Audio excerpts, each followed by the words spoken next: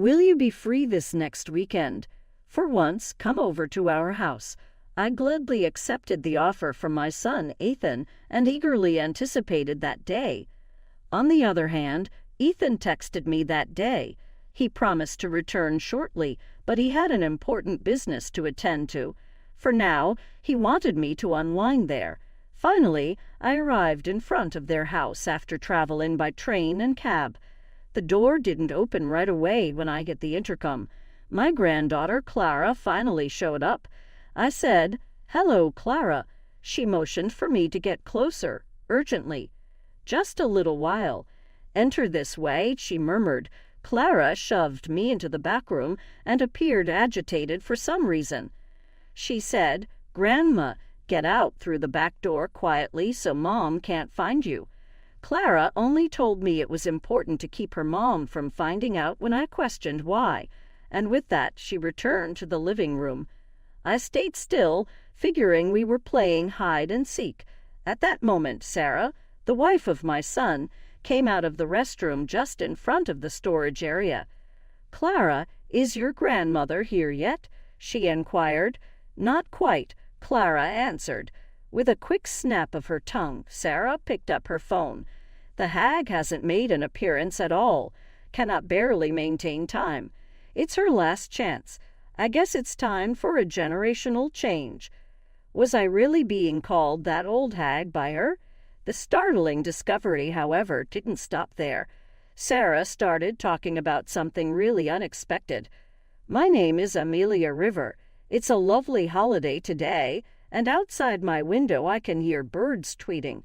I pull open the curtains, put together my look, and make my way from the too large bedroom to the smaller room at the rear. The smiling image of my late spouse greets me as I open the door. He died a few years ago in an accident. I was so distraught at the moment that I was unable to function. However, with support from my son Ethan and his spouse Sarah, I've been able to work a full-time job and have a regular life. Above all, I can't let myself down here, especially for my elementary school-age granddaughter Clara." I closed my eyes and clasped my hands in front of the photo. My darling husband, who worked so hard to construct this lovely, roomy house for us, may you rest in peace in paradise. I brushed the portrait a little bit and then headed to the living room. Artwork from a floral arrangement class I attend with friends from the neighborhood has been used to adorn this area. It's my pastime right now. They pushed me to enroll in the program after my husband died away, which left me feeling like an empty shell. Now that I'm enrolled, I can't get enough of it. Every time they visit, the Ethan family from the next town also enjoys the flowers. Ethan attended and eventually was employed by an out-of-state institution. Clara was born after he married Sarah. Clara has grown a lot, but she still likes to run around this house, so perhaps its roominess is just right for her. Even though I was by myself, I was able to remain occupied and happy. I'm taking my buddies to a flower arranging lesson today. The living room doorbell chimed as I was getting ready. I yelled, "Coming," and made my way to the door. But before I could get to it, the door opened. "Hi, Mom," Sarah greeted her. I thought, not again. For the last 2 months, Sarah and Clara have been making surprise visits.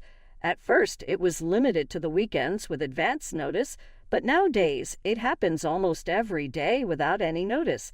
To be honest, since I have my own schedule, it has gotten really old. A short phone call would do. "Happy morning. Yes, the road to get here was quite the one. I'm going to be absent today, Sarah, since I have a flower arranging class. I apologize, but are you going home today?" I raced to stop her going inside the living room. She is free to decide not to go if she feels it is too far. "Oh, that's not to worry about. I'll continue to observe the house, but I will undoubtedly lock up." "Oh, is there lunch available?" Sarah pushed her way into the room without even bothering to listen to what I had to say. In contrast, my granddaughter, Clara, apologized and trailed behind Sarah inside. It was cute to see Sarah observing her, back when she used to adore the floral arrangements with such gusto. However, how did things get to this point? Sarah, pay attention.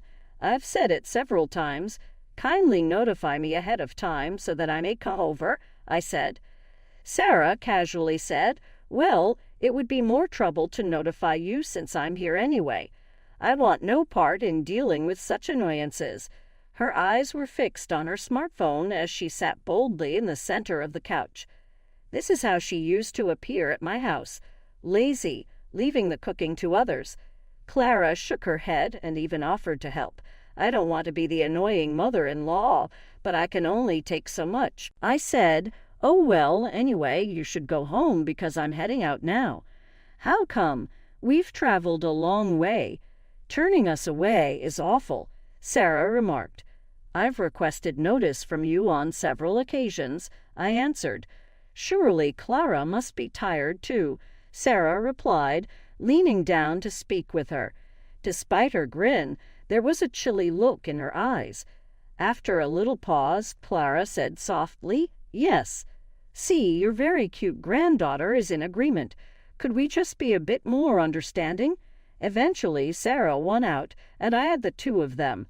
I was distracted when I got together with my buddies and held flowers. Putting my resentment at Sarah aside, I couldn't forget Clara's previous look. My pals inquired about the situation after seeing something was off. After I told the tale to a friend, she recommended that I speak with Ethan about it. So I thought I would give Ethan a ring on the way back. Hey, Ethan, have you got a moment? Yes, Mom. What is happening? It concerns Sarah, I said. I informed Ethan that Clara appeared depressed, and that Sarah and Clara had been coming over more often lately without prior notice. Ethan was taken aback at first, but he listened carefully and offered an honest apology. Mom, I apologize. I was completely ignorant. I will speak with Sarah to ensure that she does not visit without informing you. I swear. I'm grateful. However, what's happening to Clara? I inquired. To be honest, I don't know. Clara behaves nicely and is happy to have me around. Ethan said, she doesn't appear like what you described. I understand. Perhaps it's just while she's with Sarah, I proposed. I'll watch them carefully and try not to leave them alone together, but I don't know why. Yes, that is a wise decision. Nothing bad would ever happen to Clara. Well, they won't be alone as much because school will start shortly. If something comes up, I will notify you. Be careful. I then hung up on Ethan and left for home. When they got home, neither of them was there. Had Ethan roam quickly, forcing them to part ways. There were open appetizers, half-drunk glasses, and general mayhem throughout the room. It's usually more tidy, but this sight gave me the shivers. However, it was somewhat relieving to know that they would no longer be visiting without permission. For the following 3 weeks, Sarah remained absent.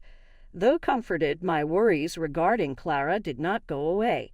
Ethan and I communicated many times, but his answers were ambiguous, probably busy. And thus the weekend came to an end. Ethan was the one who contacted me this time. Hey, Mom, next weekend, are you free? Come see us at our location. Clara is quite eager to see you. With enthusiasm, I answered, eager for that day to come. But later that day, on my way to the station, I got a text from Ethan. He promised to return shortly, but there was an important matter. For now, please unwind in my house. His commitment to work made me think a lot of his father. I laughed. It's fantastic that he found a career he likes and graduated from college. I am really proud of Ethan. I eventually got in front of Ethan's house after changing trains and taking a cab. I gave the driver my fee and stretched a little. My body had suffered greatly over the 2-hour ride, particularly for someone in their late 40s. Maybe a little of the weariness came from my anxiousness. I had not seen Clara since Ethan had requested Clara and Sarah to leave my house that one time, but I had a great urge to see her. I inhaled deeply as I stepped in front of the door and hit the music button on the intercom. The door did not, however, open right away. It took some time for Clara to show up. "Hello, Clara. It's been a long time," I said to her.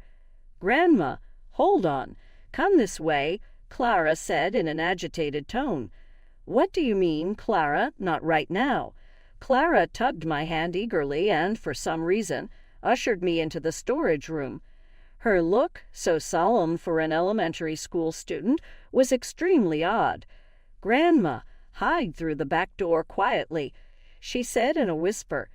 I did as she said, but I was still unsure. Was this a game of hide and seek of any sort? I waited where I was. Then the sound of the bathroom door opening reached me, and I heard Sarah's voice. "Your grandmother didn't come?" she inquired. Clara gave a firm shake of her head as she peered through the opening in the storage room.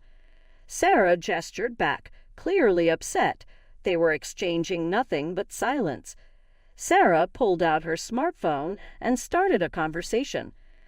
"Hello, I apologize for the delay in getting back to you, but I can only talk for so long," she remarked. They talked further, catching up on things like supper previous night and how hectic work had been. Sarah had to have been talking to a buddy on the phone. I called the intercom, but maybe that's why she hadn't arrived at the front door. I could not just hang out in the storage room forever, even if it would be a bit uncomfortable. I could hear Sarah chatting earnestly as I moved. "That old woman hasn't made an appearance at all. Cannot barely maintain time. That's it for her. A change in generation is warranted." I stood there frozen. Was I the old hag that she was referring to? Usually she just addresses me as Mom or by my name. Even still, I saw that this was an opportunity to find out Sarah's secret. I thus paid close attention. Then, much to my astonishment, Sarah launched into a totally unanticipated conversation. "Okay, I'm willing to talk for a little. Our previous date was a lot of fun. Isn't that hotel incredible? Very remarkable. I'd want to return there shortly. I'm eager to see you." Her voice became notably different. Her voice was flirty, real excitement in her words. I initially assumed she was speaking with a friend, maybe regarding Ethan. Would she talk over the phone about dates or supper, though? Was this someone else, Ethan being worked on? Not only a buddy, but a man. A shiver went down my spine when I realized this. Trembling, I brought out my smartphone and hit the record button. Sarah went on, "You're incredible. Next, I want a name-brand purse. I'll wear that adorable clothing you mentioned the other day if you get it for me. Anything you want to do is allowed."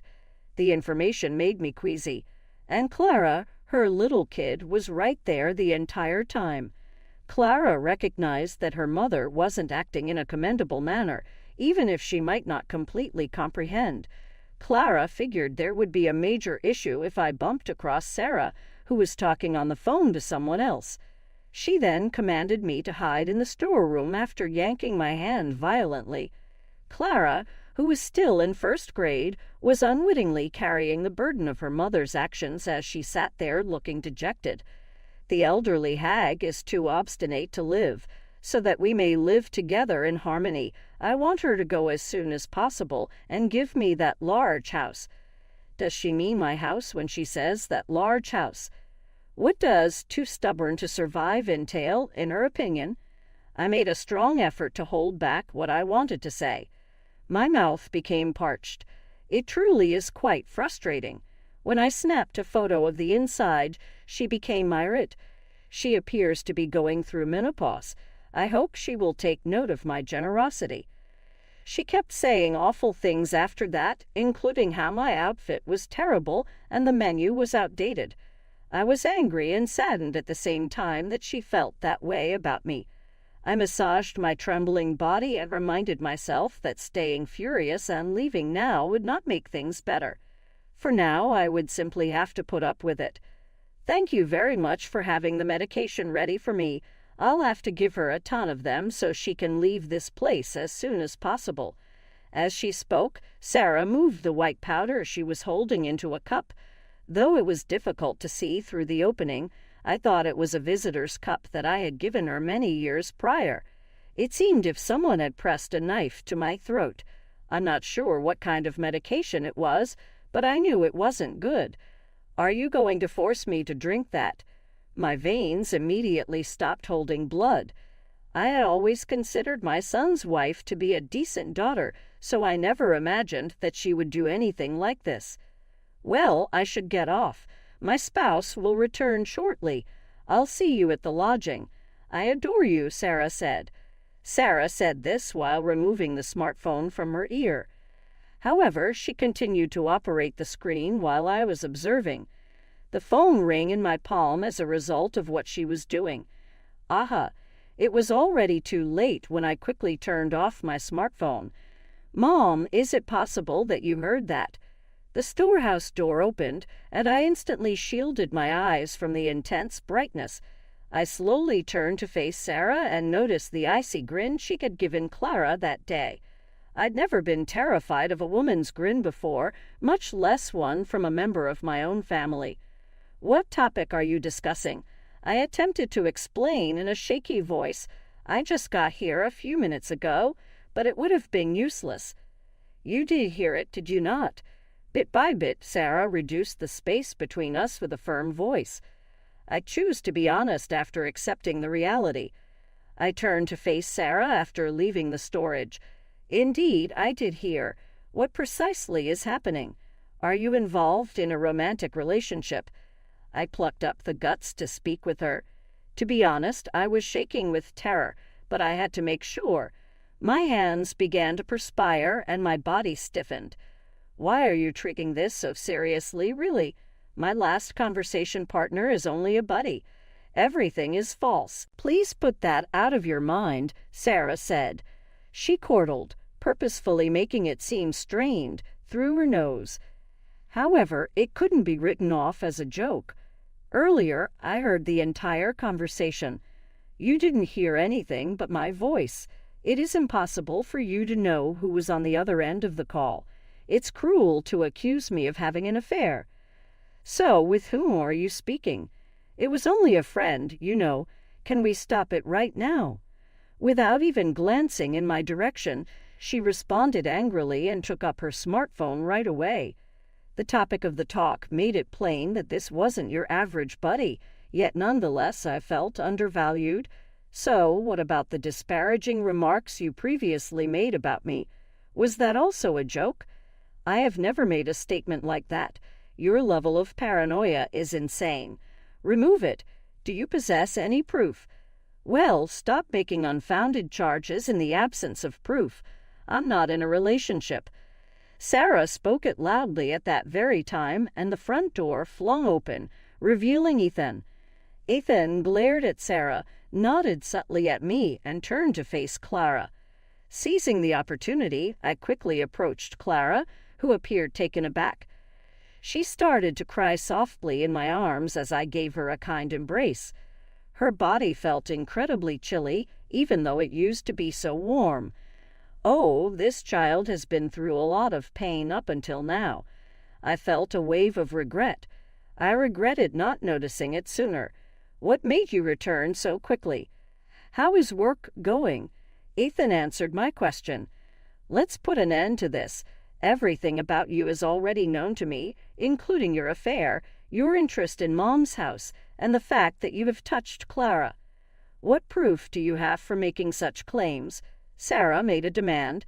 Ethan raised his smartphone and stated, Mom sent me a video. You're incredible. Next, I want a name-brand purse. I'll wear that adorable clothing you mentioned the other day if you get it for me. Anything you want to do is allowed. That was it, the exact same sentence that Sarah had just finished. Yes, I had been filming tapes in secret, and I had just shown Ethan one. Ethan had hurried home after completing his business and had precisely timed his entry. You were recording everything. Are you kidding me, please? He is merely a friend. Merely a companion, huh? I guess a friend that engages in activities like these together. After saying that, Ethan took a bunch of pictures out of his suitcase and gave them to Sarah. Why are these with you? Sarah inquired. Sarah was seen strolling with a man in the pictures. The man's hand was around Sarah's waist, and her profile showed that she was happy, not angry. In addition, the structure in the distance was a hotel. It was obvious that this friendship was unlike any other. There were more pictures of the two of them together, holding hands, grinning, and even sharing an embrace while wearing similar necklaces. Sarah's face became whiter as she stared at them. "I was aware of your relationship. You have been acting strangely recently. Clara informed me that you've been gone from home a lot. What did Clara do?" I warmly embraced the little body in my arms. Clara hid her face in my garments, her tiny arms clinging to them to keep her mother's eyes off her. "You, Clara? What are you doing after I expressly ordered you not to say anything? Sarah, what are you doing? You ought to be the one asking the question. What type of conduct is this when a youngster is around? Most likely, you haven't even given Clara's feelings any thought." I was at my breaking point. Mom is always criticizing Dad. We live in a foreign house, and she mistreats me. I quickly went for Clara's garments after hearing those comments. She gave a little wince and raised her top compliantly. Her tummy was covered in multiple nasty bruises, and I had to scowl. Was Sarah reaching up to stop Clara? If such was the case, it explained Clara's unusually calm behavior in my place. "Clara, is this possible?" To my query, Clara gave a slight nod. At that, Sarah gave Clara a scowl. Ethan moved to the front of Sarah, totally blocking Clara's view. It seemed unbelievable to me that a mother would subject her own kid to such abuse. Clara broke down in front of me the night Sarah left to the motel with that man. I thus engaged a detective. I was receiving an update on the development today. A detective? Indeed, we conducted a comprehensive inquiry. The man appears to be a pharmacist. Ethan approached Sarah with the evidence he had acquired in order to get that far. From the moment Clara told me until we received this proof, he had already visited a detective, feeling that something was up. I was so afraid Sarah would hurt her again. My heart felt as though it were breaking apart. Ethan appeared to be in agony. It must have been horrible for Ethan these last several days to learn that someone he loved had deceived him and damaged his priceless gift. Clara, though, told me she was okay. I had this young girl's support, and now we had conclusive proof. I had assumed that I had been asked over today because of Clara's mental health. Clara no longer saw her mother as anything other than a terrifying presence. Ethan turned to face me, giving me a deep bow. "I sincerely apologize for including you in all of this, Mom." "It's all right," I comforted him, saying, "You and Clara have both shown incredible strength. Rather than offering me an apology in spite of their own sorrow, this was definitely how they really felt." I was pleased with Ethan for his ability to achieve it. Ethan responded, "Thank you," with a look of true regret in his eyes, but also a trace of relief. More significantly, I noticed something. "You said the other person works as a pharmacist, huh?" Indeed, he has considerable recognition in the field. It appears that Sarah had already added something to the cup, maybe medication. Is it possible that... Rushing to the table was Ethan. He knocked the cup over, causing white powder to fly all over the floor. "Sarah, what is this?" "That guy of mine gave it to me." "For what reason?" "Well, of course, to get rid of this old hag. It's clear. Soon I want to move into that enormous house with him. You and the child are not required." Just seconds before, Sarah had appeared resigned and disappointed, but now she abruptly lifted her voice. With a frightening gaze, she approached me and seized the falling tablets. "Grab this right away. Come on, please." I squeezed Clara more closer, keeping Sarah at bay. However, Sarah pulled me away with her arm and got on top of me. I battled, but I was outmatched by Sarah's larger stature. Before Ethan could even attempt to pull Sarah away, Sarah's hand with the pills was right in front of me. "Cease." A youthful voice rang out just as I gave all hope. "Mom, please stop now. If you want to, you can hit me. Everything is possible with me. Please don't harm Grandma." Clara froze, looking from Clara to Sarah. Clara's legs trembled like a scared deer as she peered back at Sarah. "Mom, you are loved. I don't like you anymore, but you used to be so sweet. I object to the way you handle Grandma. Please return to your previous state of being." Clara had remained silent up until this point, but suddenly she opened her mouth and started crying. She collapsed, letting go of all the bottled-up feelings.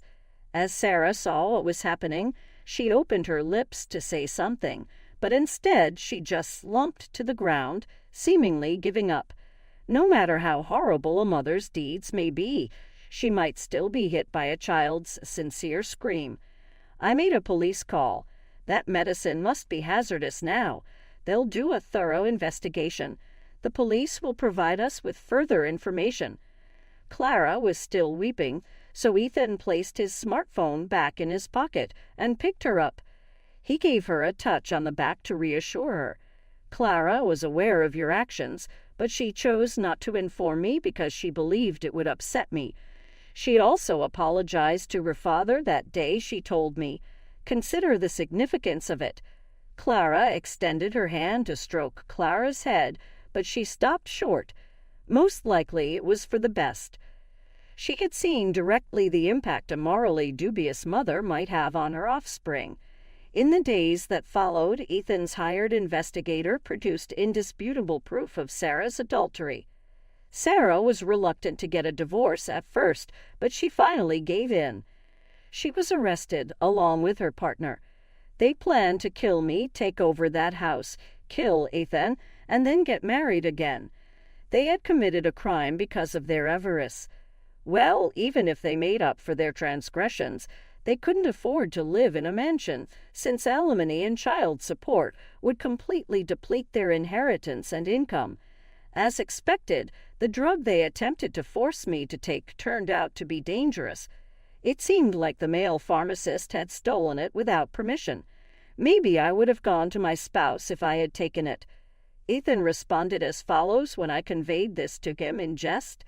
"I really apologize to Mom for this. Hey, would you mind moving in with us going forward? You must find it difficult to be by yourself, especially in light of Clara. Now I live with my loved ones in addition to the vibrant flowers." The excessively large house was soon crowded with their possessions, and the empty room vanished completely. I kneel in the little room in front of my late husband's picture today, as I always do. It appears that I will be going to heaven after him. I'm really content right now. Darling, will you forgive me? I conversed with him in the picture. Through the little room's window, I can see Clara and Ethan having a lively game. I immediately remember that day when Clara tried her hardest to keep me safe, disobeyed Sarah, and gave Ethan a lot of consideration. There were evenings after the event when her emotions would swing and she would cry uncontrollably. But now she's back to her old self, a happy first grader. I swear fervently that I will keep this child safe. Ethan probably thinks the same thing.